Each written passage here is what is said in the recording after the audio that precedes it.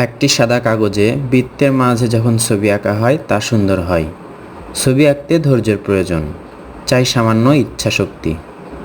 নিজের প্রতিভা বিকাশে ছবি আঁকুন, ছোটদের ছবি আঁকার স্বাধীনতা দিন। বৃত্তের মাঝে টুবি পেন্সিল দিয়ে আমরা একটি ঘর আঁকছি এবং ঘর আঁকার পর ধাপে ধাপে ঘরের মাঝে জানালা আঁকছি। এই জানালাগুলোর মাঝে দেখুন খোপ খোপ করলাম, এই ওপরে ঘরের চালাতে একটু নকশা করছি। বন্ধুরা, প্রত্যেকটা ড্রয়িংয়ে যদি 4B এবং 2B পেন্সিল ব্যবহার করা হয় সেটাই যথেষ্ট হয়। এই দাগগুলো আমরা একেবারে কালো করে দিচ্ছি। এবার আমরা পেন্সিলটা একটু চ্যাপ্টা করে নিয়ে ঘরের চালার নিচে শেড দিব। এই যে একটি দাগ দিলাম এবং ডাবল করে আমরা খুঁটির মতো করে আঁকছি। এই খুঁটিগুলো থেকে এক পাশে আলো ছায়া দিব, গাঢ় করব, এক পাশে হালকা রাখবো। এবার এই পাশ থেকে দেখুন ছায়া দিচ্ছি। এই ছায়াগুলো দেওয়ার পর আরও সুন্দর লাগছে। এবার আমরা কি করব, একটি নারকেল গাছ আঁকবো, নারকেল বা ডাব গাছ। এটা খুবই সহজ। এই যে আমরা একটু বাঁকা করে আঁকলাম, ডাবল করে নিচের দিকে চওড়া, উপর দিকে সরু।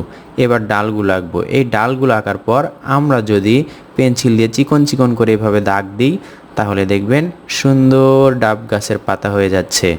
এই পাতাগুলো খুব ইজিলি আঁকা যায়। অনেকের কাছে কঠিন মনে হয়, ভিডিওটি দেখলেই সহজ হবে আপনার জন্য, আর আঁকতে নিলেই সহজ হবে, কঠিন মনে করা যাবে না। দেখুন একটা একটা করে খুব মনোযোগ দিয়ে আঁকলে দৃশ্য আঁকা সুন্দর হয়। এবার ঘরের নিচে একটু ছায়া দিব বা পেন্সিল দিয়ে শেড দিব। এভাবে ধাপে ধাপে সুন্দর একটি সিনারি আঁকা হবে। প্রতিদিন অল্প সময় হলেও ছবি আঁকার চেষ্টা করো। চারপাশে যা দেখো সব কিছুই হতে পারে তোমার অনুশীলনের অংশ। নিজের সৃজনশীলতাকে আটকে রেখো না, নতুন কিছু চেষ্টা করো, ভুল হলে আবার শেখো, কারণ ভুল থেকেই সবচেয়ে বেশি শেখা যায়। আর এই শেখার পথটাই তোমাকে একজন ভালো শিল্পীতে পরিণত করবে। সবচেয়ে বড় কথা, নিজের ওপর বিশ্বাস রাখো। সামান্য ইচ্ছা শক্তি আর ভালোবাসা থাকলেই তুমি অনেক দূর যেতে পারো। তাই আজই পেন্সিল হাতে নাও আর শুরু করো তোমার নিজের ছবি আঁকা। এরকম নিত্য নতুন ড্রয়িংয়ের ভিডিও পেতে আমাদের সাথে থাকো। ভিডিওটি ভালো লাগলে লাইক করো, শেয়ার করো অন্য বন্ধুদের মাঝেও।